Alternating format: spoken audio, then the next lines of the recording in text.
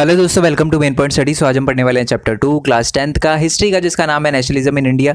तो बहुत सारे बच्चों ने मेरे से डिमांड करी कि सर ये बहुत लेंथी चैप्टर है, इसके शॉर्ट नोट्स बनाओ, ऐसे नोट्स बनाओ जिसे लर्न करने में कोई दिक्कत ना हो और बुक का एक एक टॉपिक उसके अंदर कवर हो। तो मैंने कहा ठीक है यार, ऐसे ही करते हैं। तो आप देख ही सकते हो कि मैंने पूरा का पूरा नेशनलिज्म इन इंडिया का चैप्टर सिर्फ और सिर्फ 4 पेज के नोट्स में कवर करवा दिया है। ठीक है, और ये शॉर्ट नोट्स हैं, रिविजन नोट्स नहीं है। रिविजन नोट्स वो होते हैं जिसके अंदर बहुत सारे टॉपिक छूटे हुए होते हैं, बट इसके अंदर बुक का एक एक टॉपिक कवर है। ठीक है जी, तो शुरू करते हैं चैप्टर। ओके, सो चैप्टर का नाम है नेशनलिज्म इन इंडिया। तो बेसिकली इस चैप्टर के अंदर हम ये देखने वाले हैं कि इंडिया एक इंडिपेंडेंट कंट्री कैसे बना। आपको पता है कि ब्रिटिशर ने, अंग्रेज़ों ने हमारे ऊपर 200 साल तक राज किया। ठीक है, हमने ऐसा क्या किया जिसकी वजह से जो ब्रिटिश है, जो अंग्रेज़ है, वो भारत छोड़ के चले गए। उसी के बारे में हम इस चैप्टर के अंदर पढ़ने वाले हैं कि हमने कौन कौन से मूवमेंट चलाए, क्या क्या ऐसा किया। ठीक है, तो ब्रिटिशर के आने से पहले, before British came to India, यानी ब्रिटिशर यानी अंग्रेज़ों के आने से पहले इंडिया एक बहुत ही डेवलप, एक अमीर कंट्री माना जाता था। बट जब ब्रिटिशर आए तो उन्होंने बहुत ज़्यादा लूटा हमें।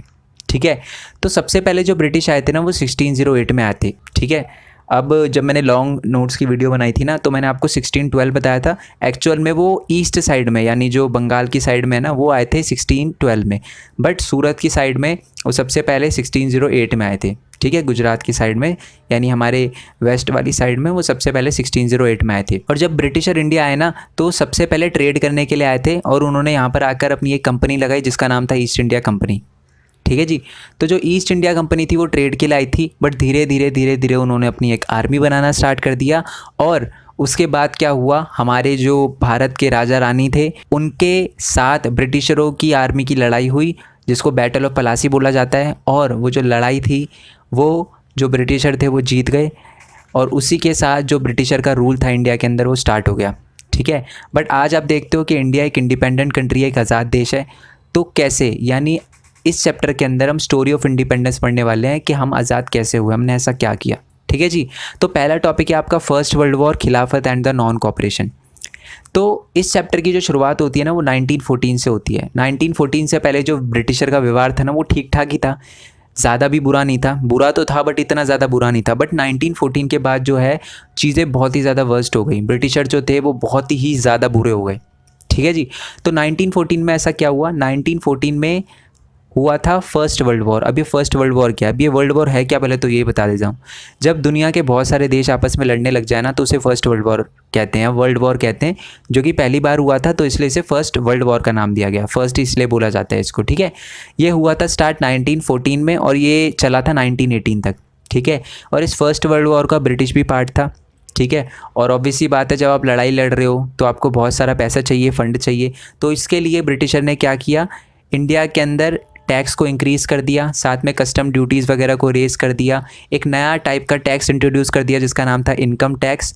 और जो ब्रिटिशर आर्मी थी या ब्रिटिश गवर्नमेंट थी, वो पूरी की पूरी जो थी वो वर्ल्ड वॉर में ही ध्यान दे रही थी, जिसकी वजह से इंडियन इकोनॉमी बहुत ज़्यादा ख़राब हो गई। इंडियन इकोनॉमी का बहुत बुरा हाल हो गया। और इसी की वजह से जो चीज़ों के प्राइजेस थे ना, वो 1913 to 18 डबल हो गए थे। ठीक है, यानी जो चीज़ 3 रुपये की आती थी वो 6 रुपये की आने लग गई, यानी बहुत ज़्यादा महंगाई बढ़ गई। और इसी के साथ साथ जो ब्रिटिशर थे, मैंने अभी अभी बताया, वो वर्ल्ड वॉर में इंगेज थे। ठीक है, तो उनको लड़ाई लड़ने के लिए बहुत सारे लोग चाहिए थे, तो उन्होंने फोर्स रिक्रूटमेंट करना स्टार्ट कर दिया। फोर्स रिक्रूटमेंट क्या होता है, यानी ज़बरदस्ती उन्होंने गाँव के लोगों को आर्मी में भरना शुरू कर दिया। ठीक है, और इसी टाइम में क्या हुआ, एक बहुत बड़ी फेमाइन यानी क्रॉप फेलियर भी आ गया। क्रॉप फेलियर का मतलब होता है बहुत बड़े लेवल पे जो इंडिया में जो फार्मर की फसलें थी ना, वो ख़राब हो गई, जिसकी वजह से फेमाइन आ गया, भुखमरी की सिचुएशन आ गई और बहुत सारे लोग मारे गए। ऑलमोस्ट 12 to 13 मिलियन लोग मारे गए। ठीक है, ये हमारे सर्वे से पता चला है हमें। ओके, अब उसी टाइम में यानी 1914 जब वर्ल्ड वॉर स्टार्ट हुआ, उसके एक साल बाद ही गांधी जी, यानी 1915 में, जनवरी 1915 में गांधी जी आए। ठीक है, एक्चुअल में गांधी जी इंडिया के अंदर ही पैदा हुए थे। ठीक है, बट वो अपनी वकालत की यानी लॉयर की पढ़ाई पूरी करने के लिए, एडवोकेट की पढ़ाई पूरी करने के लिए साउथ अफ्रीका गए थे। ठीक है, साउथ अफ्रीका में जाकर उन्होंने देखा कि यहाँ पर है ना, रंग भेद को लेकर अपार्थाइड सिस्टम चलाया जाता है। अपार्थाइड सिस्टम क्या होता है कि वहाँ पर है ना वाइट लोगों की गवर्नमेंट थी। ठीक है, और वहाँ पर जो ज़्यादातर लोग थे वो ब्लैक नेटिव थे। ठीक है, तो वो जो वाइट गवर्नमेंट थी ना, वो ब्लैक लोगों के साथ बहुत बुरा व्यवहार करती थी। ठीक है, तो इसी के लिए गांधी जी ने वहाँ पर क्या किया, एक सत्याग्रह चलाया। अब ये सत्याग्रह का मतलब क्या होता है, सत्याग्रह का मतलब होता है कि अगर आपकी लड़ाई इनजस्टिस के खिलाफ है और अगर आप सही के रास्ते पे चल रहे हो ना, तो आपको खून खराब और लड़ाई झगड़ा करने की ज़रूरत नहीं है। आप नॉन वायलेंस से बिना लड़ाई लड़े भी, बिना लड़ाई झगड़ा करे भी अपनी बात को मनवा सकते हो, ठीक है, और आप ही की जीत होगी। ये मानना था गांधी जी का, ठीक है। और गांधी जी ने साउथ अफ्रीका में क्या किया, यही सत्याग्रह चलाया और उनको वहाँ पर क्या मिली, जीत भी मिली, ठीक है। उन्होंने अपार्थाइड सिस्टम को ख़त्म कराने में बहुत बड़ा रोल निभाया, ठीक है जी। उसके बाद गांधी जी 1915 में जब इंडिया के अंदर आए, तो उसी के एक साल बाद यानी 1916 में गांधी जी ने इंडिया के अंदर भी क्या किया, सत्याग्रह चलाया, ठीक है। सबसे पहले गांधी जी ने जो सत्याग्रह चलाया वो चंपारण बिहार के अंदर चलाया। चंपारण बिहार में क्या होता था कि जो ब्रिटिश गवर्नमेंट है वो वहाँ के किसानों को फोर्स करती थी कि आप इंडिगो की खेती करो, ठीक है, जबकि जो फार्मर थे वो ऐसा नहीं करना चाहते थे क्योंकि उनको बहुत बड़ा नुकसान होता था, ठीक है। पर जो ब्रिटिशर है उनको बड़ा फ़ायदा होता था इंडिगो की खेती से, तो इसलिए वो ज़बरदस्ती करते थे। तो ऐसा ब्रिटिशर ना करे इसके लिए गांधी जी ने क्या किया, 1960 में चंपारण बिहार के अंदर सत्याग्रह किया, ठीक है। उसके एक साल बाद यानी 1917 में गांधी जी ने खेड़ा, गुजरात के अंदर एक जगह है खेड़ा, वहाँ पर क्या किया, सत्याग्रह किया। अब वहाँ पर उन्होंने सत्याग्रह किया, क्यों किया, क्योंकि जो क्रॉप फेलियर हो गया था वहाँ पर, जो फसल थी वो बहुत बड़े लेवल पे ख़राब हो गई थी, जिसकी वजह से जो वहाँ के किसान थे ना वो लैंड रेवेन्यू नहीं दे पा रहे थे। लैंड रेवेन्यू का मतलब क्या होता है, जो किसान होते हैं उनको कुछ पैसे देने पड़ते हैं हमारे ब्रिटिश गवर्नमेंट को, ठीक है, बट वो नहीं दे पा रहे थे क्योंकि उनकी फसल बहुत बुरे लेवल पे ख़राब हो गई थी। तो इसी के चलते गांधी जी ने क्या किया, सत्याग्रह किया और ब्रिटिशरों को ये बोला कि आप इनसे लैंड रेवेन्यू मत लो क्योंकि ये देने के अभी काबिल नहीं है क्योंकि इनकी फसल ख़राब हो गई है। तो इसके लिए गांधी जी ने सत्याग्रह चलाया, ओके। तो नेक्स्ट जो सत्याग्रह था गांधी जी ने उसके एक साल बाद चलाया और वो चलाया हमारे अहमदाबाद, गुजरात के अंदर। वहाँ पर क्यों चलाया सत्याग्रह, क्योंकि वहाँ पर जो कॉटन मिल वर्कर थे ना उनकी सैलरी को इंक्रीज़ किया जाए, इसी के लिए गांधी जी ने वहाँ पर सत्याग्रह चलाया, ठीक है। अब हुआ क्या, 1916 में, 17 में और 18 में सत्याग्रह करने के बाद 1919 में क्या हुआ, जो ब्रिटिश गवर्नमेंट थी, ठीक है, वो एक कानून लेकर आई जिसका नाम था रॉलेट एक्ट, ठीक है। फैब 1919 में ये रॉलेट एक्ट पास किया गया था through the imperial legislature council. अब ये रॉलेट एक्ट था क्या, इस कानून के अंदर क्या लिखा था, इस कानून के अंदर ये लिखा था, allow detention of the political prisoners without है, ठीक है, विदाउट कर लेना, विदाउट ट्रायल ऑफ 2 ईयर। इसका मतलब क्या है कि किसी भी पॉलिटिकल लीडर को, ठीक है, बिना किसी ट्रायल के 2 साल तक जेल में रखा जाए, यानी बिना किसी मजिस्ट्रेट के सामने या बिना किसी जज के सामने पेश किए बिना 2 साल तक उसे जेल में रखा जा सकता है। यानी उस पर कोई कार्रवाई नहीं चलाई जाएगी, न ही ये तय होगा कि ये सही था या गलत था, सीधा उसको जेल में डाल दिया जाएगा 2 साल के लिए, जो कि एक बहुत बुरा कानून था। और इसी के खिलाफ गांधी जी ने क्या किया, सत्याग्रह चलाने का सोचा।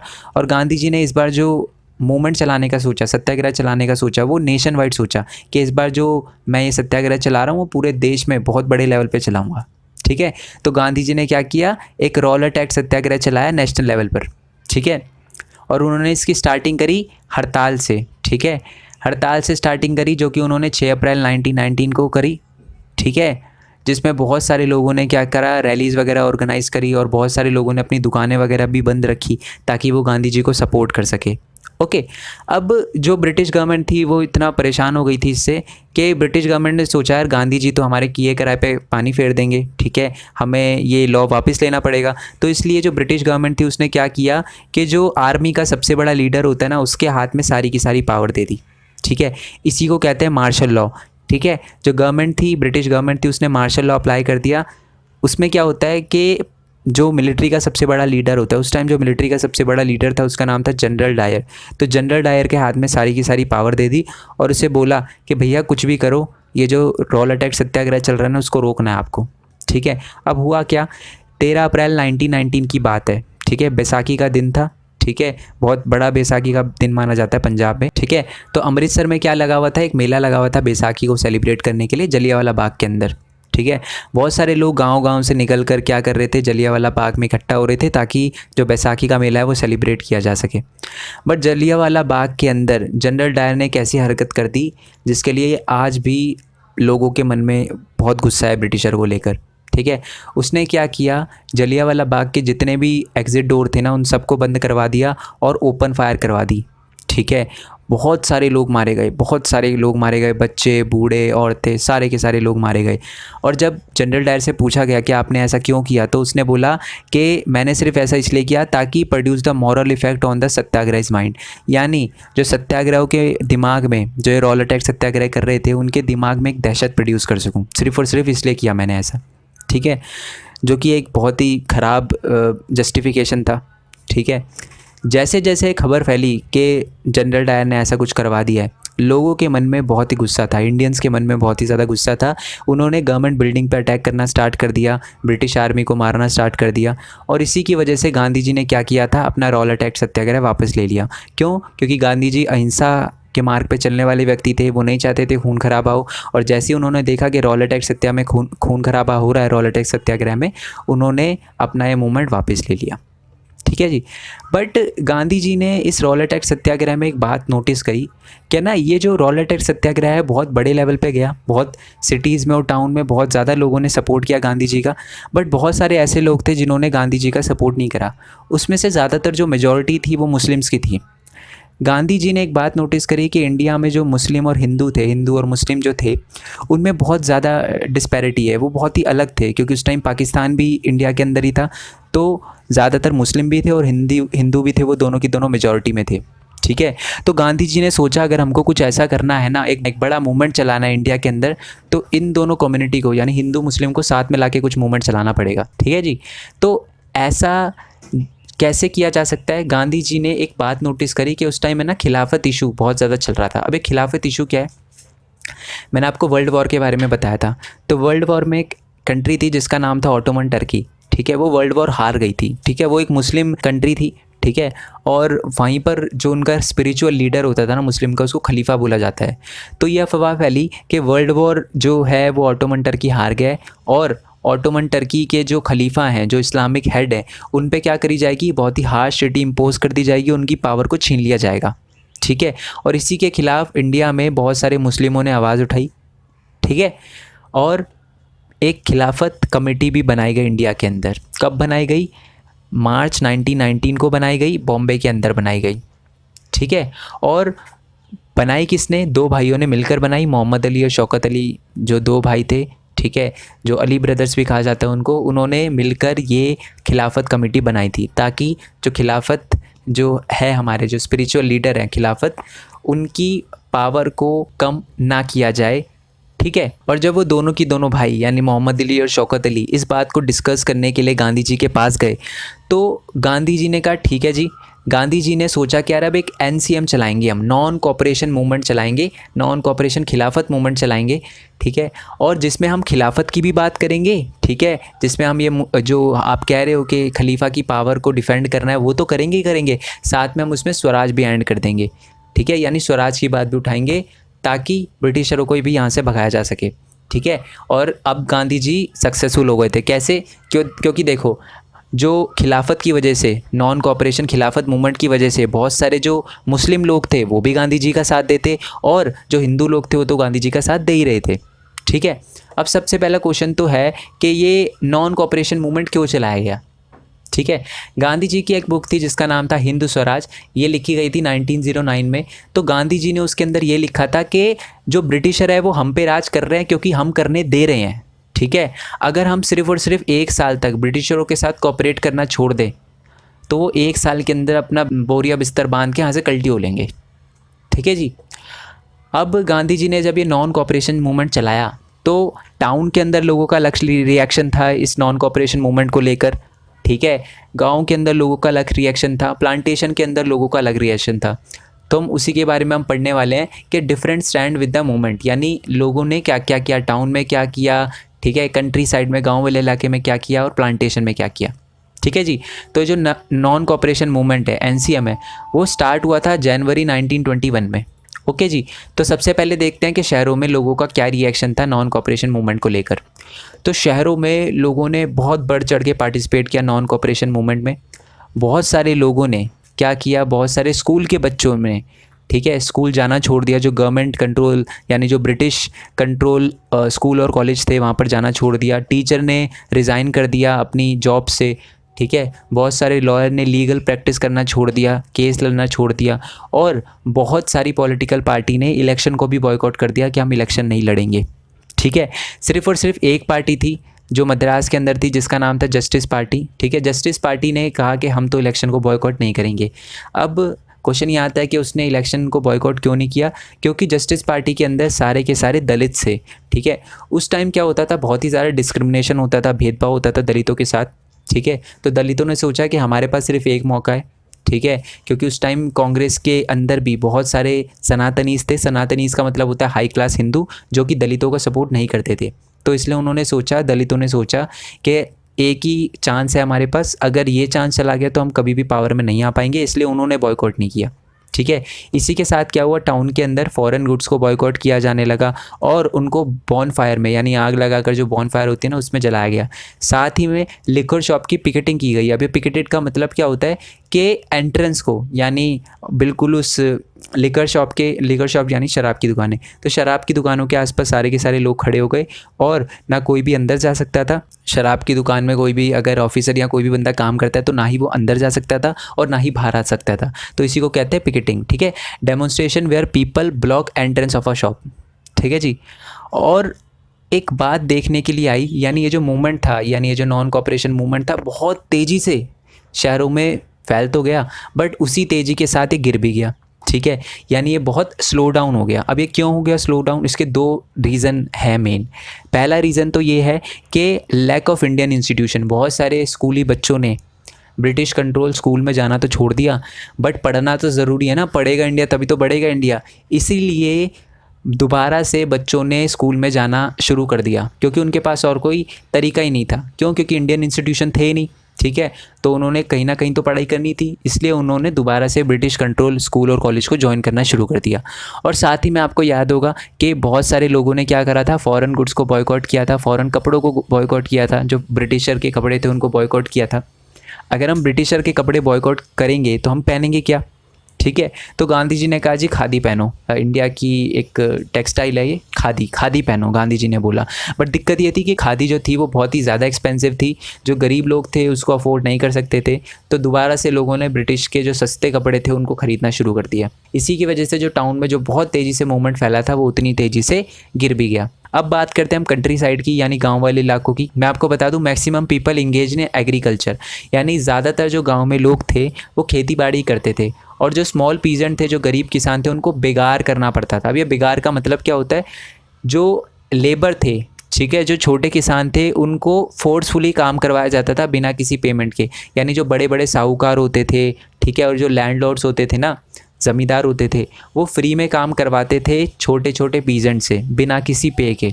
ठीक है, पीजेंट की कुछ डिमांड थी, क्योंकि गांव में ज़्यादातर लोग फार्मिंग ही करते थे। छोटे किसानों की कुछ डिमांड थी, पहले तो लैंड रेवेन्यू को डिक्रीज़ कर दिया जाए, यानी जो ब्रिटिशर हमसे पैसे मांगती है ना वो थोड़े कम देने पड़े उनको। साथ ही में जो बेगार है ना, ये जो फ्री में काम करवाया जाता है उसको ख़त्म किया जाए। और जो हमारे ऑपरेसिव लैंडलॉर्ड हैं, जो हमारे साथ बुरा करते हैं, जो लैंडलॉर्ड, उनको क्या किया जाए, उनकी सोशल बॉयकॉटिंग की जाए। सोशल बॉयकॉटिंग की जाए इसका मतलब क्या होता है, उनको समाज से निकाल दिया जाए। ठीक है, जो धोबी उनके कपड़े ना धोए, ठीक है, उनको कोई भी सर्विसेज कोई भी लोग मुहैया ना करवाए। और उसी को लेकर हमारे जो जवाहरलाल नेहरू जी हैं कि बेगार को ख़त्म किया जाए, उसके लिए जब जवाहरलाल नेहरू जी अवध के अंदर पहुँचे, गांव था अवध के अंदर जब पहुँचे अक्टूबर 1920 में। अब बहुत सारे लोग बोलेंगे कि सर जो एनसीएम था, मूवमेंट था, वो तो शुरू 1921 में हुआ था, तो एक साल पहले क्या कर रहे थे?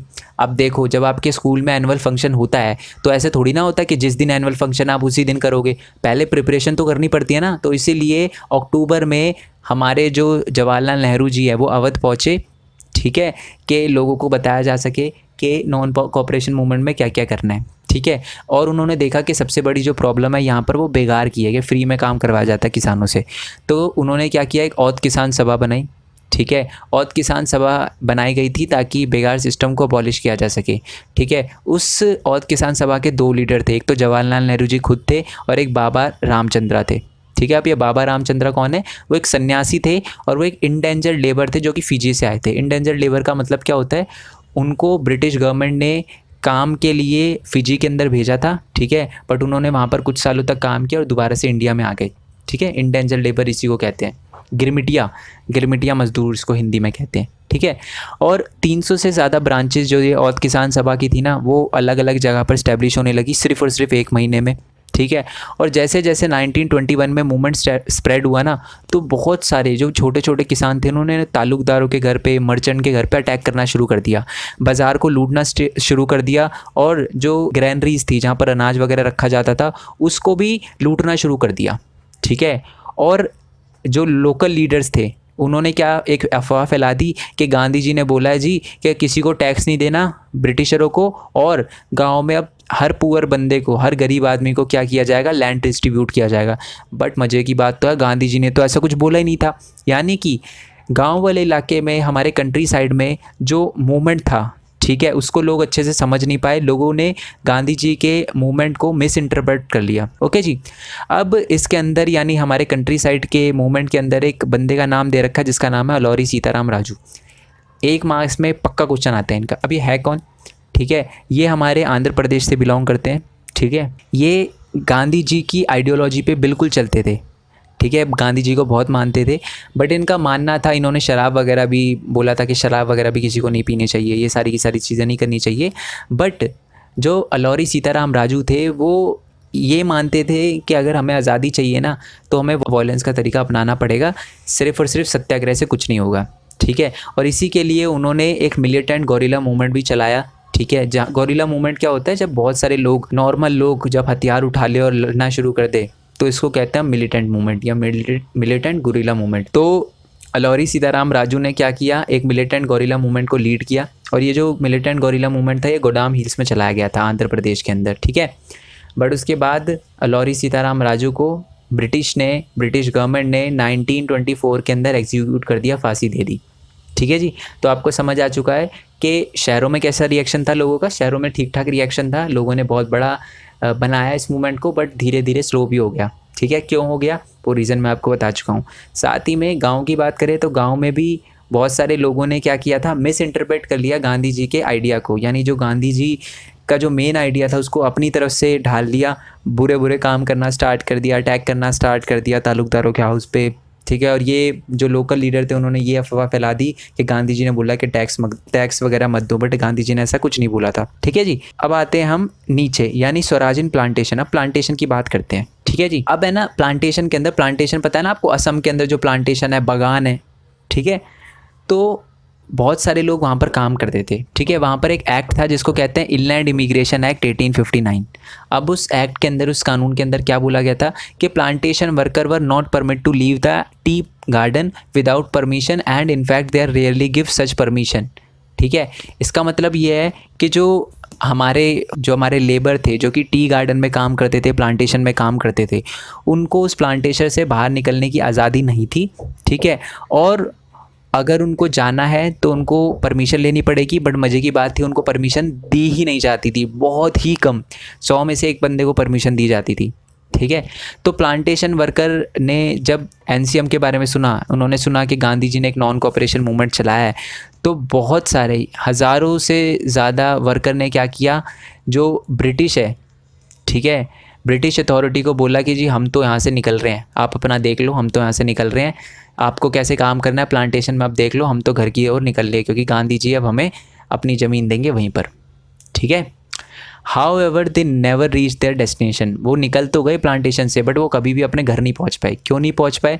क्योंकि उनको वहाँ पर है ना रेलवे स्टेशन पे पुलिस ने देख लिया, और पुलिस ने उनको बहुत मारा और बोला कि भैया अपने सामान बांधो और दोबारा कल्टी हो लो प्लांटेशन में, ठीक है। तो हमको समझ आ गया कि मूवमेंट टाउन के अंदर कैसे चला, कंट्री साइड के अंदर कैसे चला, और प्लांटेशन में कैसे चला। प्लांटेशन के अंदर भी ज़्यादा कुछ खास मूवमेंट रहा नहीं, प्लांटेशन के अंदर भी दबा दिया गया मूवमेंट को, ठीक है। ब्रिटिश पुलिस या ब्रिटिश आर्मी ने दबा दिया, ठीक है। अब गांधी जी को ये जो नॉन कोऑपरेशन मूवमेंट था उसे वापस लेना पड़ा। क्यों लेना पड़ा? क्योंकि चौरी चौरा गोरखपुर के अंदर एक जगह है जहाँ पर क्या हुआ था कि सत्याग्रही और पुलिस के बीच में लड़ाई झगड़ा हो गया था, खून खराबा हो गया था, और आपको पता है कि गांधी जी को खून खराबा पसंद नहीं है, तो इसलिए गांधी जी ने फ़ैब 1920 में क्या किया, जो नॉन कोऑपरेशन मूवमेंट था उसको वापस ले लिया, ठीक है जी। क्लियर हो गया। अब गांधी जी ने क्या एक और मूवमेंट चलाया जिसका नाम था सिविल डिसोबीडियंस मूवमेंट। अब सिविल डिसोबीडियंस मूवमेंट होता क्या है, या सिविल डिसोबीडियंस मूवमेंट क्या होता है, पहले तो ये देख लेते हैं, ठीक है। तो सिविल डिसोबीडियंस का मतलब होता है is the active refusal of a citizen to obey a certain law, demand और कमांड ऑफ द गवर्नमेंट। यानी सिविल डिसोबीडियंस का मतलब होता है जब बहुत सारे लोग कानून तोड़ने लग जाए और गवर्नमेंट की बात ना सुने, तो इसको कहते हैं सिविल डिसोबीडियंस। ठीक है, और गांधी जी ने यही किया था, यानी सिविल डिसोबीडियंस मूवमेंट चलाया था। अब क्वेश्चन हमारे माइंड में आता है कि गांधी जी ने सिविल डिसोबीडियंस मूवमेंट क्यों चलाया था। तो इसके पीछे 3 रीज़न है। एक तो फेलियर ऑफ साइमन कमीशन, एक है इकोनॉमिक डिप्रेशन और एक है ऑपरेसिव सॉल्ट लॉ। तो नीचे से शुरू करते हैं। तो होता क्या था कि जो ब्रिटिशर थे उन्होंने एक सॉल्ट लॉ बनाया था, एक कानून बनाया था, जिसके तहत ब्रिटिशर ने ये बोला कि हम ही समुंदर से नमक बना सकते हैं, सिर्फ हम ही समुद्र से नमक बना सकते हैं, हमारी ही मोनोपोली है, कोई दूसरा नमक नहीं बना सकता समुंदर से पानी को उबाल कर। ये बात बोली ब्रिटिशर ने, जो कि एक बहुत बुरी बात थी। ठीक है जी। साथ ही में economic depression on the Indian economy, इसका मतलब है कि उस समय हमारी जो इकोनॉमिक हालत थी वो बहुत ज़्यादा ख़राब हो गई थी। एग्रीकल्चरल जो प्राइसेस थे begin to fall and collapse in 1930। जो फार्मर थे उनको बहुत नुकसान हो रहा था, उनकी जो फसल के प्राइसेस थे वो बहुत ज़्यादा घट चुके थे। साथ ही में जो एग्रीकल्चर गुड्स की डिमांड थी ना वो भी घटना शुरू हो गई थी। ठीक है, और पीजेंट के लिए लैंड रेवेन्यू को पे करना बहुत ज़्यादा दिक्कत हो गया था। तो ये दूसरा रीज़न था जिसकी वजह से सीडीएम को यानी सिविल डिसोबीडियंस मूवमेंट को चलाया गया। पहला रीज़न सॉल्ट लॉ, दूसरा रीज़न इकोनॉमिक डिप्रेशन, और तीसरा रीज़न है हमारा साइमन कमीशन यानी फेलियर ऑफ साइमन कमीशन। अब इसका मतलब क्या है, ध्यान से सुनना। बहुत सारे जो नॉर्मल लोग थे, ठीक है, जो कांग्रेस के लीडर थे, उन्होंने सोचा यार कि अगर हमें ब्रिटिशर का अपोजिशन करना है ना, ठीक है, उनको बताना है कि आप गलत कर रहे हो, तो उसके लिए हमें उनकी काउंसिल में जाकर बैठना पड़ेगा। ठीक है, उसके लिए हमें इलेक्शन लड़ने पड़ेंगे। तो उन्होंने क्या किया, जो कांग्रेस के 2 बड़े लीडर थे जिनका नाम था CR दास और मोतीलाल नेहरू, उन्होंने अपनी एक पार्टी बनाई जिसका नाम था स्वराज पार्टी, और ये बनाई उन्होंने 1922 में। ठीक है जी, उन्होंने वो पार्टी बनाई। अब उन्होंने जब पार्टी बनाई और वो जीत कर वो काउंसिल के अंदर बैठ गए ना, तो उन्होंने बहुत सारे जो ड्रॉबैक थे ब्रिटिश पॉलिसी की जो ड्रॉबैक थे वो सामने रख दिए ब्रिटिशर के। ठीक है, तो इसी चीज़ को सही करने के लिए और इंडिया में जो कॉन्स्टिट्यूशनल सिस्टम है उसको देखने के लिए ब्रिटिशर ने क्या करी, एक कमीशन बनाई। ठीक है, British appoint Simon commission in 1927। ठीक है, 7 मेंबर को चुना गया। ठीक है, और वो क्यों चुना गया, it was to examine the functioning of the constitutional system in India. ठीक है, बट उस 7 जो लीडर चुने गए थे साइमन कमीशन में, 7 लीडर चुने गए थे, और उसका जो हेड था वो था सर जॉन साइमन, उसी के नाम पे साइमन कमीशन का नाम पड़ा था। बट उसमें सबसे बड़ी दिक्कत थी कि उसके अंदर कोई भी हिंदुस्तानी नहीं था। ठीक है, और लोगों को इस चीज़ से बहुत ही ज़्यादा गुस्सा आया। ठीक है, कि यार आप इंडिया के लिए ही रिफॉर्म लाने की कोशिश कर रहे हो, ठीक है, और आपने इस कमीशन के अंदर किसी भी इंडियन को नहीं लिया।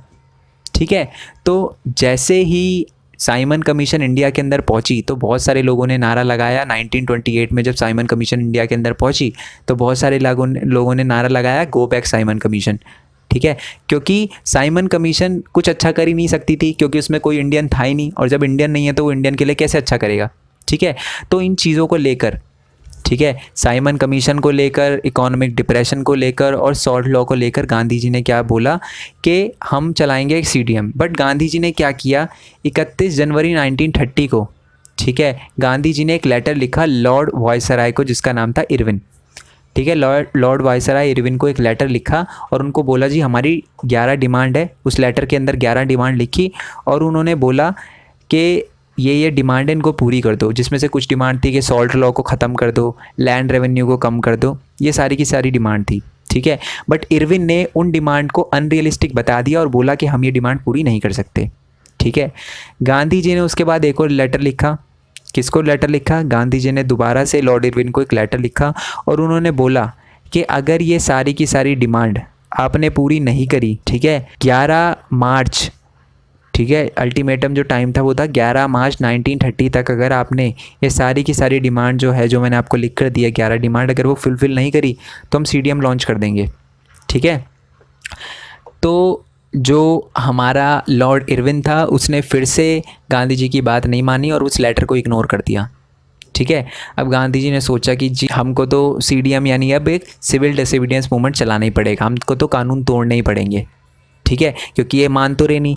अब गांधी जी ने सोचा कि यार कौन सा कानून तोड़े सबसे पहले। ठीक है, तो Gandhi ji found salt a powerful symbol that could unite a nation Gandhi ji ने सोचा क्यों ना सॉल्ट लॉ को तोड़ा जाए। ठीक है, सॉल्ट लॉ में ये बोला था ना ब्रिटिश ने कि सिर्फ और सिर्फ ब्रिटिश गवर्नमेंट ही समुद्र के अंदर से पानी लेके उसका नमक बना सकती है।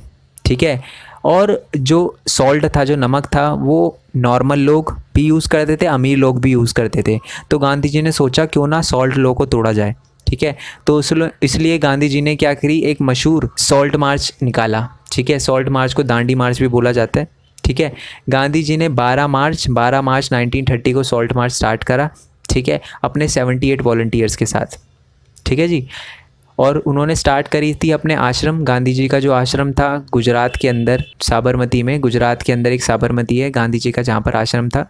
वहाँ से लेकर उन्होंने गुजरात के कोस्टल एरिया जिसका नाम था दांडी, वहाँ तक की यात्रा करना शुरू किया, पैदल यात्रा। 240 मील का रास्ता था, गांधी जी ने 24 दिन के अंदर कवर किया। एक दिन के अंदर वो 10 मील चलते थे। ठीक है, और 10 मील चलने के बाद वो रुकते थे और गांधी जी लोगों को बताते थे कि स्वराज का असली मतलब क्या है। ठीक है, ताकि जो एनसीएम में हुआ, जैसे आपको पता ही है कि गांव के अंदर लोगों ने गांधी जी के आइडिया को मिस इंटरप्रेट कर लिया था, वैसे दोबारा ना हो, इसलिए गांधी जी ने लोगों को, जैसे ही 10 मील चलते थे उसके बाद जब रुकते थे, तो गांधी जी को गांधी जी ने असली मतलब समझाया स्वराज का। ठीक है जी, गांधी जी 6 अप्रैल 1930 को पहुँचे, कहाँ पर, दांडी पहुँचे, और उन्होंने क्या किया, नमक बनाया समुद्र के पानी को उबाल कर। ठीक है जी, और गांधी जी ने कानून तोड़ दिया। और उसके बाद तो बहुत सारे हज़ारों लोगों ने, लाखों लोगों ने कानून तोड़ना शुरू कर दिया गांधी जी के साथ, और बहुत सारे लोगों को जेल भी जाना पड़ा। बट उसके बारे में हम बाद में बात करेंगे। पहले तो हम ये देख लेते हैं कि how CDM is different from non cooperation movement. ये जो सीडीएम चलाया गया था, जो सिविल डिसोबीडियंस मूवमेंट चलाया गया था, जिसमें जो सॉल्ट लॉ था उसको तोड़ा गया था, वो कैसे डिफरेंट है एनसीएम से, नॉन कॉपरेशन मूवमेंट से। ठीक है, सबसे पहले तो यही पॉइंट लिखा है कि सीडीएम में यानी सिविल डिसोबीडियंस मूवमेंट में क्या किया गया था, लॉ को तोड़ा गया था, कॉलोनियल लॉ को तोड़ा गया था। बट अगर हम नॉन कॉपरेशन मूवमेंट की बात करें तो उसमें कॉलोनियल लॉ को तोड़ा नहीं गया था, बस ये बोला था कि आपको कॉलोनियल लॉ को फॉलो नहीं करना। ठीक है, कॉपरेट नहीं करना उनके साथ। जो सेकंड पॉइंट है वो भी इससे रिलेटेड है कि जो सीडीएम था उसमें सॉल्ट लॉ को और फॉरेस्ट लॉ को तोड़ा गया था, बट जो एनसीएम था उसके अंदर पीसफुल डेमोन्स्ट्रेशन किया गया था। ओके, जो थर्ड पॉइंट है इनके डिफरेंस का वो ये है कि जो सीडीएम किया गया था वो पूर्ण स्वराज के लिए किया गया था, एक आज़ादी के लिए किया गया था, अपनी डिमांड को पूरा करवाने के लिए किया गया था। बट जो एनसीएम था वो किया गया था हिंदू और मुस्लिम को साथ में लाने के लिए। ठीक है, आपको पता ही है कि रॉलेट एक्ट के बाद गांधी जी ने नोटिस करा कि अगर कोई बड़ा मूवमेंट चलाना है तो हिंदू और मुस्लिम को साथ मिलाकर चलाना पड़ेगा, इसलिए गांधी जी ने क्या किया, नॉन कॉपरेशन खिलाफत मूवमेंट चलाया या नॉन कॉपरेशन मूवमेंट चलाया, बातें की है। ठीक है, अब हम ये देखेंगे कि क्या इम्पैक्ट निकला, ये जो गांधी जी ने ये सॉल्ट लॉ तोड़ा था उसका क्या इम्पैक्ट निकला। तो क्या हुआ, बहुत अलग अलग जगह पर वायलेंट क्लैश हुए, किनके बीच में, ब्रिटिशरों के बीच में, ब्रिटिश की आर्मी के बीच में, और हमारे इंडियन लोगों के बीच में जिन्होंने सॉल्ट लॉ को तोड़ा था। ठीक है, 1 लाख से ज़्यादा लोगों को अरेस्ट किया गया, बच्चे, बूढ़े, औरतें, सबको अरेस्ट किया गया। ठीक है, और इसी की वजह से जो गांधी जी है उन्होंने क्या कर दिया, कॉल्ड ऑफ कर लिया मूवमेंट। गांधी जी नहीं चाहते थे कि खून खराबा हो, बट बहुत सारी जगह पर क्लैशेस हो रहे थे, इसी की वजह से गांधी जी ने जो सिविल डिसोबीडियंस मूवमेंट था उसको वापस ले लिया। ठीक है, और उन्होंने डील करी इरविन के साथ, एक पैक्ट करा, एक एग्रीमेंट साइन करा इरविन के साथ 5 मार्च 1931 को। ठीक है, ऑलमोस्ट 1 साल बाद, सॉल्ट मार्च के ऑलमोस्ट 1 साल बाद उन्होंने एग्रीमेंट किया विद इरविन, जो वाइसराय था ब्रिटिश का, बहुत बड़ा लीडर था ब्रिटिश का।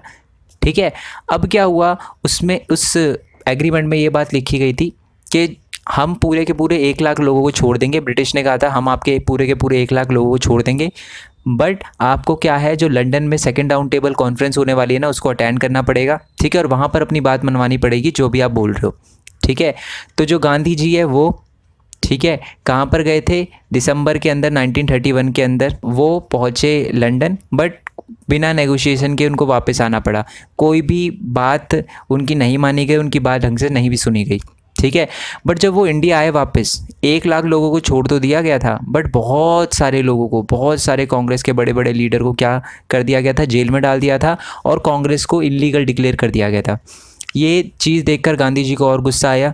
ठीक है, और महात्मा गांधी जी ने कहा कि मेरे को धोखा दिया गया है। ठीक है, आपने तो कहा था कि लोगों को छोड़ देंगे, आपने छोड़ तो दिया, बट कांग्रेस के बहुत सारे लीडर को जेल में डाल दिया और कांग्रेस को इलीगल कर दिया। तो गांधी जी ने दोबारा से सीडीएम को चलाया, तो उन्होंने दोबारा से सीडीएम को लॉन्च तो किया, बट 2-3 साल तक चला, बट 1934 आते आते उसका मोमेंटम बिल्कुल लूज़ हो गया। ठीक है, लॉस्ट इस मोमेंटम, जैसे पहले लोगों ने सपोर्ट किया था वैसे लोगों ने सपोर्ट नहीं किया। रीज़न क्या था? रीज़न सेम ही था, क्योंकि बार बार मूवमेंट को कॉल्ड ऑफ कर लिया जाता था। इसकी वजह से लोग सोचते थे कि यार हमारी एस्पिरेशन तो पूरी नहीं हुई, डिमांड पूरी नहीं हुई, बार बार कॉल्ड ऑफ क्यों कर लेते हैं। इसी की वजह से ज़्यादातर लोगों ने पार्टिसिपेट नहीं करा जब दोबारा सिविल डिसोबीडियंस मूवमेंट को चलाया गया। ठीक है, अब हम देखेंगे कि how participant saw this movement, यानी सिविल डिसोबीडियंस मूवमेंट में किन किन लोगों ने पार्टिसिपेट करा और कैसे पार्टिसिपेट करा और क्यों पार्टिसिपेट करा। ठीक है, सबसे पहले तो मैं आपको बता देता हूँ, रिच फार्मर, जो बड़े बड़े फार्मर थे, उन्होंने क्यों पार्टिसिपेट करा सीडीएम में और उनकी क्या डिमांड थी।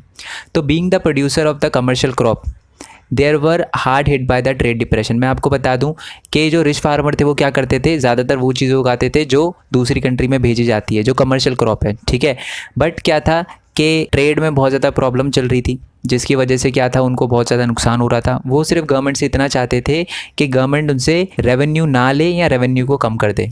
ठीक है, बट जो गवर्नमेंट थी ऐसा नहीं कर रही थी, इसलिए उन्होंने सीडीएम मूवमेंट में पार्टिसिपेट करा। ये ग्रेट इन नंबर थे, यानी ये बहुत ज़्यादा थे।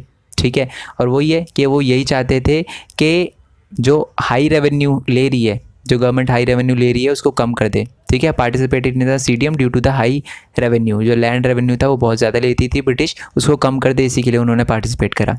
ठीक है, और जो रिच फार्मर थे, गुजरात के अंदर उनको पटीदार बोला जाता था और यूपी के अंदर जाट बोला जाता था। ये मैंने क्यों लिखा है, क्योंकि 1 मार्क्स में क्वेश्चन आया था लास्ट ईयर। अब हम देखते हैं सेकंड पार्टिसिपेशन पुअर पीजेंट का। ठीक है, पुअर पीजेंट ने क्यों पार्टिसिपेट करा सिविल डिसोबीडियंस मूवमेंट में। मैं आपको बता दूं, पुअर पीजेंट की डिमांड भी वही थी। पुअर पीजेंट भी चाहते थे कि जो लैंड रेवेन्यू है, जो ब्रिटिश पैसे लेती है, लैंड का टैक्स लेती है, वो कम कर दे। बट इनकी एक और डिमांड थी।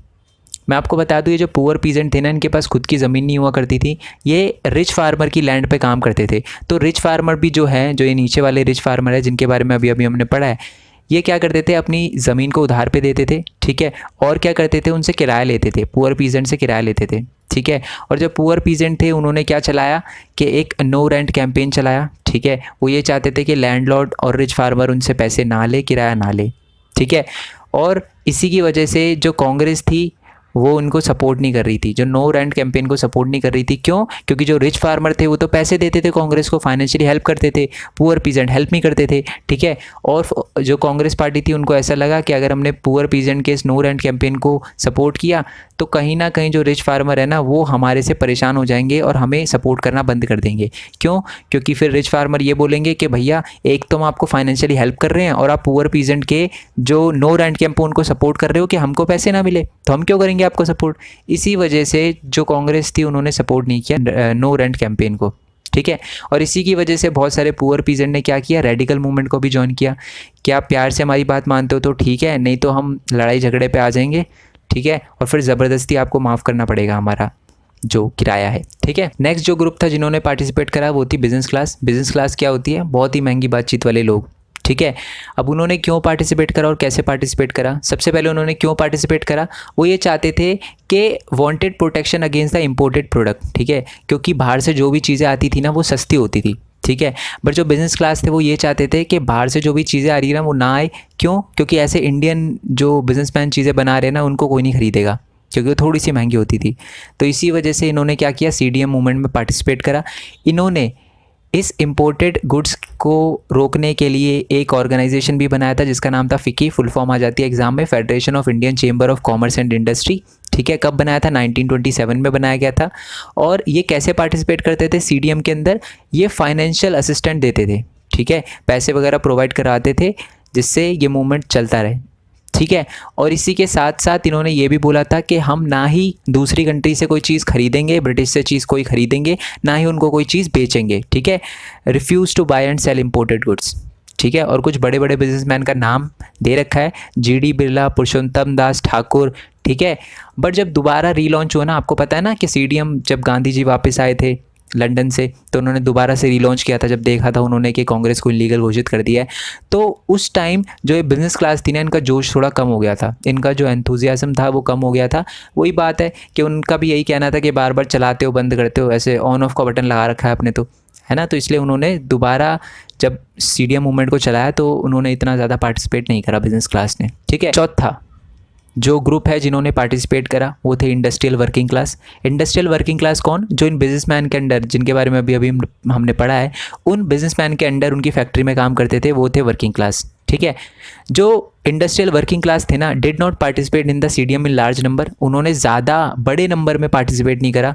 क्यों नहीं करा? क्योंकि वही बात है, कांग्रेस को पैसे कौन देता था? वो बिजनेस क्लास, ठीक है। और बिजनेस क्लास क्या चाहती थी? कि उनका फ़ायदा हो, है ना, वो तो यही चाहती थी। अब अगर बिजनेसमैन अपना फ़ायदा देखेगा तो इंडस्ट्रियल वर्किंग क्लास का तो वो नुकसान है, क्योंकि जो बिजनेसमैन है वो तो यही चाहेगा कि वर्कर को कम पैसे देना पड़े, है ना। और कांग्रेस उनका सपोर्ट भी करेगी, क्यों? क्योंकि कांग्रेस को पैसे दे रहे थे जो हमारे बिजनेसमैन थे, है ना। तो इसी वजह से जो इंडस्ट्रियल वर्किंग क्लास है उन्होंने क्या किया? पार्टिसिपेट थोड़ा कम किया। रीज़न वही है, क्योंकि जो बिजनेस क्लास थे वो क्लोज आ रहे थे कांग्रेस के, और इसकी वजह से कांग्रेस भी क्या कर रही थी? थोड़ा पल्ला झाड़ रही थी वर्कर से। ओके, बट ऐसा नहीं है कि उन्होंने बिल्कुल पार्टिसिपेट नहीं करा। नागपुर के अंदर उन्होंने पार्टिसिपेट करा बड़े नंबर में, ठीक है। और कुछ कुछ जगहों पर कुछ सेलेक्टिवली प्रोग्राम उन्होंने अडॉप्ट किए, जैसे गांधीयन टोपी लगाई उन्होंने, फॉरेन गुड्स को बॉयकॉट किया, बट इतने ज़्यादा एंथुजियाज्म के साथ इतने ज़्यादा नंबर में पार्टिसिपेट नहीं करा था। अब मोस्ट इंपॉर्टेंट क्वेश्चन, ठीक है, जो आपके एग्जाम में आता है, how women participate in CDM. Most important question है, ये पूछा जाता है आपसे, ठीक है। तो मैं आपको बता दूं, CDM was the large scale participation of the women, यानी वुमेन ने बहुत बढ़ चढ़ के सीडीएम में पार्टिसिपेट करा। कैसे करा? उन्होंने मार्चेस में प्रोटेस्ट वगैरह करा, ठीक है। सॉल्ट को मैन्युफैक्चर भी करा था उन्होंने। फॉरेन क्लोथ्स की जो शॉप थी उनको पिकेटेड पता है ना आपको, एंट्री और एग्जिट को रोक दिया। साथ में लिकर शॉप के साथ भी उन्होंने पिकेटेड की, और बहुत सारी वुमेन तो जो थी वो जेल भी गई, ठीक है। तो देखो कितना बड़ा पार्टिसिपेशन किया है वुमेन ने। और इसी के साथ उन्होंने ये बोला कि ये हमारी क्या है, ये एक सेक्रेड ड्यूटी है, ये हमारी पवित्र ड्यूटी है जो हमें करनी है, ऐसा कहा वुमेन ने। देखो कितनी अच्छी बात है ना। तो अब हम देखेंगे लिमिटेशन ऑफ सीडीएम, ठीक है। मतलब ये सीडीएम मूवमेंट चलाया तो गया, बट इसकी कुछ सीमाएं थी, कुछ लिमिटेशन थी। इसकी दो लिमिटेशन थी, that is caste and religion, ठीक है। इन दो मूवमेंट की वजह से जितना ज़्यादा सक्सेसफुल होना चाहिए था ना सीडीएम, उतना ज़्यादा सक्सेसफुल हुआ नहीं, ठीक है। पहले तो हम बात करते हैं कास्ट की। तो the limited participation of Dalits, ठीक है। जो दलित लोग थे उन्होंने बहुत कम पार्टिसिपेट करा सीडीएम के अंदर। क्यों? क्योंकि जो कांग्रेस थी ना वो क्या कर रही थी? इग्नोर कर रही थी दलित को, ठीक है। क्यों? क्योंकि उनको डर था, कांग्रेस पार्टी को डर था कि जो सनातनीज है, जो हाईली क्लास जो हिंदू है, हाई क्लास हिंदू है, ठीक है, मतलब उस टाइम जो था वो कांग्रेस के अंदर हाई क्लास हिंदू थे, ज़्यादातर ब्राह्मण वगैरह थे। तो इसी की वजह से जो कांग्रेस थी उनको डर लग रहा था कि अगर हमने कहीं दलितों का सपोर्ट किया तो जो हाई क्लास हिंदू है वो नाराज़ ना हो जाए। बट जो गांधी जी थे उनकी जो सोच थी वो कांग्रेस पार्टी से बिल्कुल अलग थी। वो जो दलित लोग थे उनको हरिजन कह के पुकारते थे, ठीक है। हरिजन का मतलब होता है चिल्ड्रन ऑफ गॉड, ठीक है, यानी भगवान के भेजे हुए बच्चे। और गांधी जी का कहना था कि इनके साथ भेदभाव नहीं होना चाहिए, ठीक है। और जो बी आर अम्बेडकर जी थे, मैं आपको बता दूं, बी आर अम्बेडकर जी खुद दलित फैमिली से बिलोंग करते थे, बहुत मेहनत करके वो आगे बढ़े थे, ठीक है। उन्होंने जब सेकंड राउंड टेबल कॉन्फ्रेंस हुई थी ना, याद है ना आपको, यहाँ पर जो सेकंड राउंड टेबल कॉन्फ्रेंस हुई थी सीडीएम के बाद, तो गांधी जी का और बी आर अम्बेडकर जी का फेस ऑफ हुआ, ठीक है, मतलब फेस ऑफ ही हुआ। बी आर अम्बेडकर जी ने बोला जी डिप्रेस्ड क्लास एसोसिएशन बनाएंगे, और जो हमारे दलित्स हैं ना उनके लिए क्या होनी चाहिए? सेपरेट इलेक्ट्रोड्स होने चाहिए। इसका मतलब मैं आपको बताता हूँ, इसका मतलब एक एरिया में अगर दलित की पॉपुलेशन ज़्यादा है ना, ठीक है, और की नहीं और की कम है, तो दलित का ही लीडर खड़ा होगा और दलित लोगों को ही वोट देने का अधिकार है, ठीक है। वोट देने का अधिकार भी सिर्फ दलित लोगों को है, ऐसा बी आर अम्बेडकर जी ने बोला, ठीक है। गांधी जी ने क्या किया? इसके खिलाफ क्या की? एक अनशन कर दिया, ठीक है। उन्होंने कहा मैं इस अनशन से तब तक नहीं हटूंगा जब तक आप ये रूल वापस नहीं ले जाते, बेशक मैं मर जाऊं कोई दिक्कत नहीं है। गांधी जी ने ऐसा बोला। ऐसा गांधी जी ने इसलिए बोला क्योंकि अगर ऐसा हो कि सिर्फ एक एरिया में अगर दलित ज़्यादा रहते हैं तो दलितों को वोटिंग राइट और दलित ही इलेक्शन में खड़ा हो सके, तो कहीं ना कहीं ये क्या है, सोसाइटी को डिवाइड कर देगा। तो ऐसा नहीं होना चाहिए, गांधी जी का ये कहना था। तो उसके बाद क्या था, बी आर अम्बेडकर जी को भी समझ आया, डॉक्टर भीमराव अम्बेडकर जी को भी समझ आया कि हाँ ये बात सही है। तो इसीलिए गांधी जी ने और बी आर अम्बेडकर जी ने मिलकर एक लॉ बनाया, एक एक्ट बनाया जिसका नाम था पूना पैक्ट, ठीक है। सितंबर 1932 में एक लॉ बनाया गया फॉर एससी एंड एसटी। मतलब उसमें ये था कि अगर एक एरिया के अंदर अगर दलित ज़्यादा रहते हैं तो वोटिंग राइट तो सबको होगा, ठीक है, पर जो इलेक्शन है उसमें खड़ा सिर्फ और सिर्फ दलित कैंडिडेट हो सकता है, ठीक है। और आपको पता ही है आज भी हमारे लेजिस्लेचर में, लोकसभा और राज्यसभा में सीट जो है वो रिजर्व है फॉर एससी एंड एसटी, ठीक है। वो किसकी वजह से है? वो पूना पैक्ट 1932 की वजह से, जो सितंबर में साइन हुआ था, ठीक है। ओके तो आपको समझ आ गया कि लिमिटेड पार्टिसिपेशन जो था वो दलित का क्यों था, क्योंकि जो दलित हैं उनसे बहुत चिढ़ हुआ करती थी कांग्रेस को, ठीक है, वो इग्नोर करते थे हमेशा कांग्रेस के जो लोग थे वो दलितों को, इसकी वजह से जो दलितों का पार्टिसिपेशन था वो कम था सीडीएम में, ठीक है जी। अब दूसरा हम देखते हैं, एक वर्ड लिखा हुआ है रिलीजन, ठीक है, कुछ पर्टिकुलर रिलीजन के लोग ने भी पार्टिसिपेट नहीं करा। वो रिलीजन कौन सा था, वो थे मुस्लिम लोग। बहुत सारे मुस्लिम ने पार्टिसिपेट नहीं करा सीडीएम में, सिविल डिसोबीडियंस मूवमेंट में। क्यों नहीं करा, इसका सबसे बड़ा रीज़न तो ये था कि जो एनसीके था, ये नॉन कोऑपरेशन मूवमेंट था ना, वो स्लो डाउन हो गया था, ठीक है। जो खिलाफत मूवमेंट था, नॉन कोऑपरेशन खिलाफत मूवमेंट था, वो थोड़ा स्लो डाउन हो गया था, जिसकी वजह से उनको बुरा लग रहा था। उनको लग रहा था कि यार ये मूवमेंट थोड़ा और चलना चाहिए था मुस्लिम लोगों को। इसी की वजह से उन्होंने कहा जब आपने नॉन खिलाफत मूवमेंट को चलने नहीं दिया तो हम भी जो सिविल डिसोबीडियंस मूवमेंट में पार्टिसिपेट नहीं करेंगे। और दूसरा ये रीज़न ये था, जो कांग्रेस थी ना वो क्या करती थी कि visibly associated openly with the Hindu Mahasabha. मतलब वो क्या थी, क्योंकि ज़्यादातर हिंदू थे, ज़्यादातर जो सनातनीज थे, हाई क्लास हिंदू ब्राह्मण थे कांग्रेस पार्टी के अंदर, तो वो खुलेआम हिंदू रिलीजन का सपोर्ट करते थे, जिसकी वजह से जो मुस्लिम लोग हैं उनको बुरा लगता था, ठीक है। इसी वजह से उन्होंने क्या किया, सिविल डिसोबीडियंस मूवमेंट में पार्टिसिपेट नहीं करा, ठीक है जी। नेक्स्ट टॉपिक है the sense of collective belonging, ठीक है।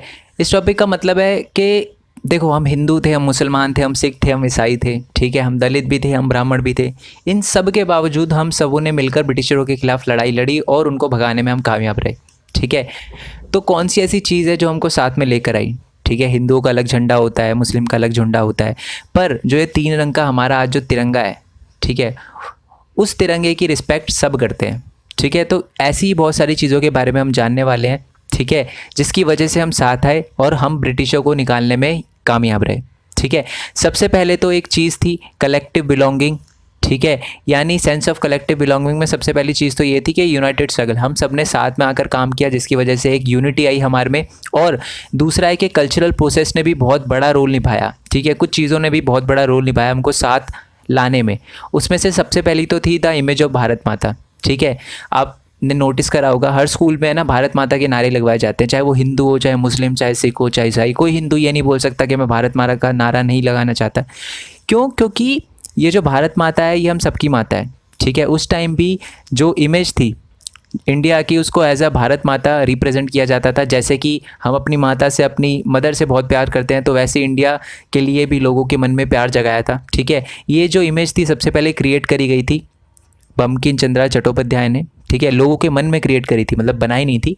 1870 में बाद में उन्होंने एक नारा भी दिया था वंदे मातरम का, ठीक है।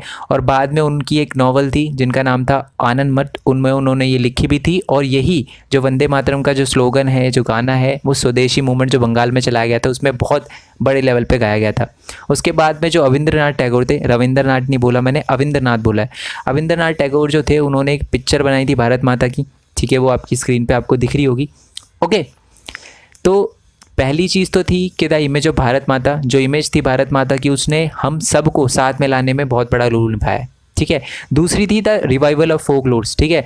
बहुत सारे लोगों को लग रहा था कि इंडिया के अंदर अगर देशभक्ति की भावना जगानी है ना, तो हमें वो सारी की सारी चीज़ों को साथ में लाना पड़ेगा, जिसकी वजह से इंडिया अपने कल्चर पे, अपने आप पे प्राउड कर सके। तो इसी की वजह से बहुत सारी जो कहानियाँ थी, फोक लोर्स थे, फोक सॉन्ग्स थे, फोक टेल्स थी, उन सबको साथ में लाया गया, ठीक है। The idea of the nationalism also develop through the movement to revive the Indian folklores, ठीक है।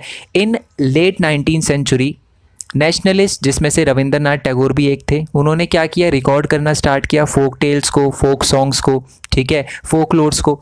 अगर मैं मद्रास में बात करूँ तो एक नतेशा शास्त्री थे, उन्होंने क्या करी, पब्लिश करी 4 वॉल्यूम में, ठीक है, collection of Tamil folk tales, जो तमिल से रिलेटेड जो भी कहानियाँ थी या साउथ इंडिया से रिलेटेड जो भी कहानियाँ थी उनको पब्लिश किया। बुक का नाम था the folklores of South India, ठीक है। और ऐसा क्यों किया गया, ताकि लोगों के मन में देशभक्ति की भावना जगाई जा सके। और वो जो देशभक्ति की भावना थी वो सिर्फ और सिर्फ किसी एक कल्चर या एक धर्म के लिए नहीं थी, वो सबके लिए थी, ठीक है। ये फोक लोर्स वगैरह कहानियाँ जो थी वो हर धर्म से ली गई थी, ठीक है, ताकि सारे के सारे लोग जो हैं अपनी कंट्री पे, अपने देश पे प्राउड कर सके, ठीक है, और उनमें देशभक्ति की भावना जागे और सब मिलकर एक साथ आंदोलन करें। तीसरी चीज़ जो थी वो आइकन और सिंबल, बहुत सारे आइकन और सिंबल को भी यूज़ किया गया, ठीक है, हमारे लोगों के अंदर देशभक्ति की भावना जगाने के लिए। जैसे कि आपको पता ही है कि उसमें से एक आइकन आज भी बहुत यूज़ करा जाता है, जो कि है हमारा तिरंगा, ठीक है, 3 रंगों का हमारा तिरंगा, ठीक है।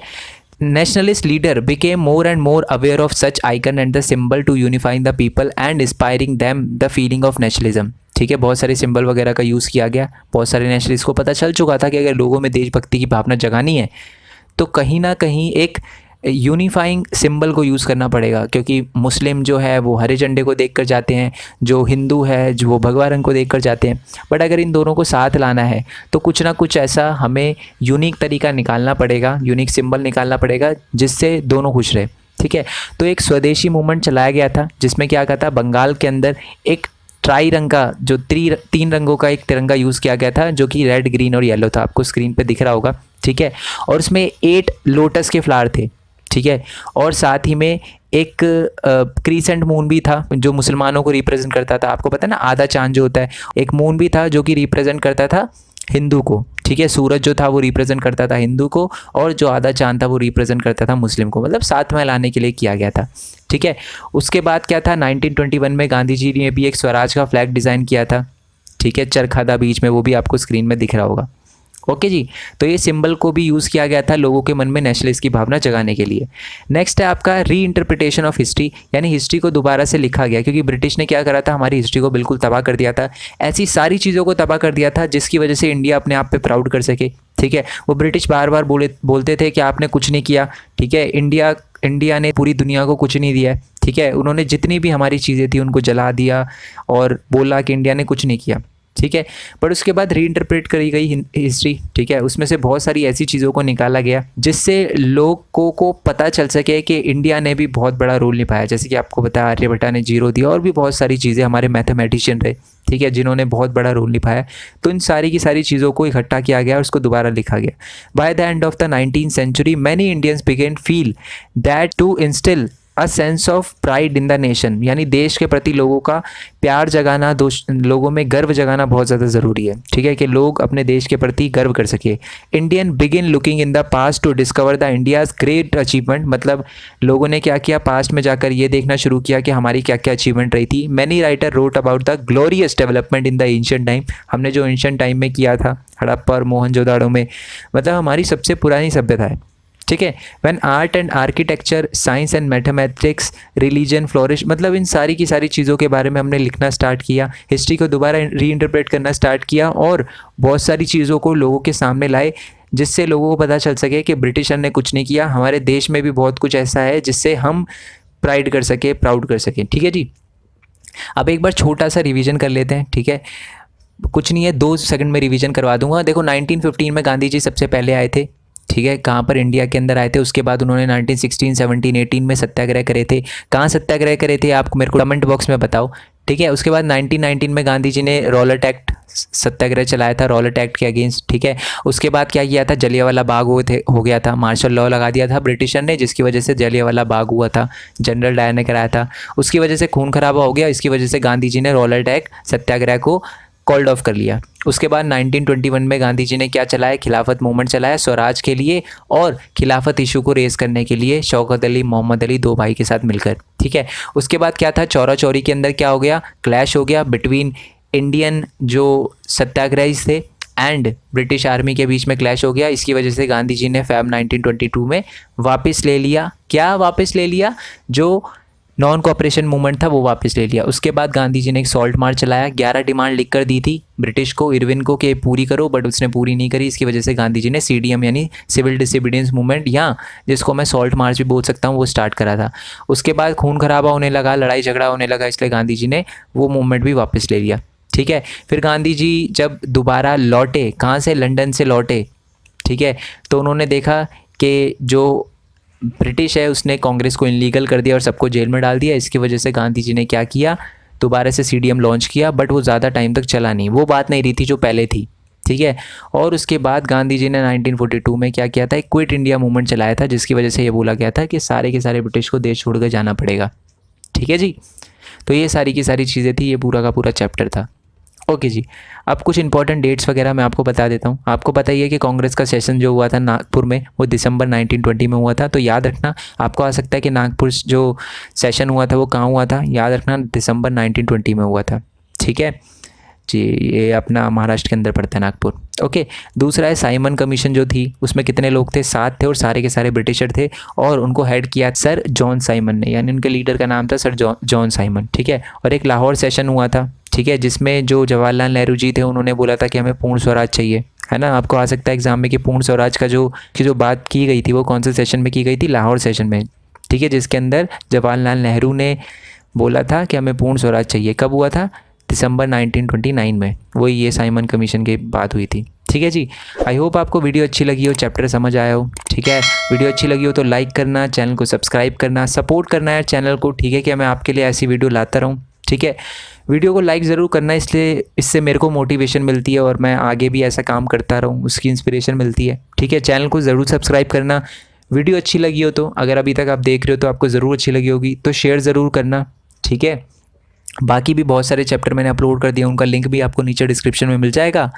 नोट्स के लिए आप टेलीग्राम चैनल ज्वाइन कर सकते हो, वहाँ पर आपको नोट्स मिल जाएंगे, ठीक है। नहीं तो जीपी लिंक में नोट्स दे रखे होंगे डिस्क्रिप्शन में। अगर आपको जीपी लिंक से नोट्स डाउनलोड करने आते हैं तो बहुत अच्छी बात है, नहीं आते तो कैसे डाउनलोड करने हैं नोट्स, वो भी मैंने डिस्क्रिप्शन में बता रखा है, उसकी एक वीडियो बना रखी है, ठीक है। अगर कोई डाउट वगैरह हो तो आप मुझसे कमेंट बॉक्स में पूछ सकते हो, ठीक है। एंड इंस्टाग्राम वगैरह पे आप अगर मेरे को फॉलो करना चाहो, फेसबुक वगैरह पे फॉलो करना चाहो तो आप कर सकते हो, लिंक नीचे डिस्क्रिप्शन में, ठीक है जी। और सबसे इंपॉर्टेंट बात यार, मेरे न्यू चैनल का लिंक नीचे डिस्क्रिप्शन में दे रखा होगा, ठीक है यार। अभी तक कुछ अपलोड नहीं किया है, आज 21 अगस्त है 2020, बट अभी तक कुछ अपलोड नहीं किया, बट जल्दी उस पर अपलोड करूँगा। तो आपसे रिक्वेस्ट रहेगी कि उसको भी जाकर सब्सक्राइब करो, ठीक है जी। अगर मैंने कुछ अपलोड कर दिया होगा तो आपको मिल जाएगा, तो उसको भी जाकर सब्सक्राइब करो, उसको भी जाके सपोर्ट करो, ठीक है। पहले तो यार बहुत बहुत शुक्रिया आप सबका, जल्दी हम 20,000 की फैमिली क्रॉस करने वाले हैं, तो आपका बहुत बहुत शुक्रिया। आपका भी बहुत ज़्यादा बड़ा, मेरे से ज़्यादा बड़ा पार्टिसिपेशन आपका है, क्योंकि बहुत सारे ऐसे यूट्यूब चैनल है, बट आपने मेरे को ही चुना, तो थैंक यू सो मच, ठीक है यार। मैं आपके लिए ऐसे स्टफ लाता रहूँगा। तो नेक्स्ट वीडियो के लिए स्टे ट्यून, नेक्स्ट चैप्टर के लिए स्टे ट्यून, तब तक के लिए थैंक यू सो मच। और दूसरे वाले चैनल को सब्सक्राइब करना मत भूलना। नेक्स्ट चैप्टर के लिए स्टे ट्यून, तब तक के लिए थैंक यू सो मच। जय हिंद, जय भारत, वंदे मातरम।